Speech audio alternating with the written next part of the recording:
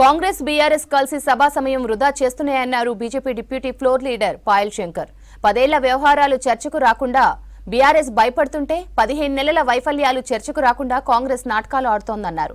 చర్చ పక్కదారి పట్టేలా రెండు పార్టీలు వ్యవహరిస్తున్నాయని మండిపడ్డారు. కొత్త సభ్యులు నిరాశపరిచే విధంగా సభ నడుస్తోందన్నారు. స్పీకర్ కొత్త వాళ్లకు మాట్లాడే అవకాశం ఇవ్వాలన్నారు.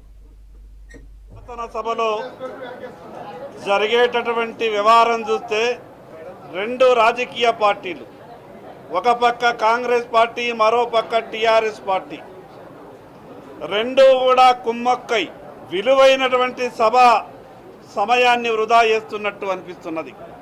ఎక్కడ గతంలో ఈ రాష్ట్రాన్ని పరిపాలించినటువంటి 10 సంవత్సరాల వ్యవహారాలన్నీ కూడా చర్చకొస్తాయేమో అని టీఆర్ఎస్ పార్టీ, 15 నెలలుగా ఈ రాష్ట్రంలో అధికారంలోకి వచ్చినటువంటి కాంగ్రెస్ పార్టీ వ్యవహారం అంతా కూడా చర్చకొస్తుందేమో అని కాంగ్రెస్ పార్టీ, ఈ రెండు రాజకీయ పార్టీలు తెలంగాణ రాష్ట్రానికి చేసినటువంటి అన్యాయం అంతా కూడా చర్చకొస్తుందన్న ఒక ఆలోచనతోనే సభా సమయాన్ని వృధా చేసి మిగతా రాజకీయ పార్టీలకు, మిగతా సభ్యులకు అవకాశం రాకుండా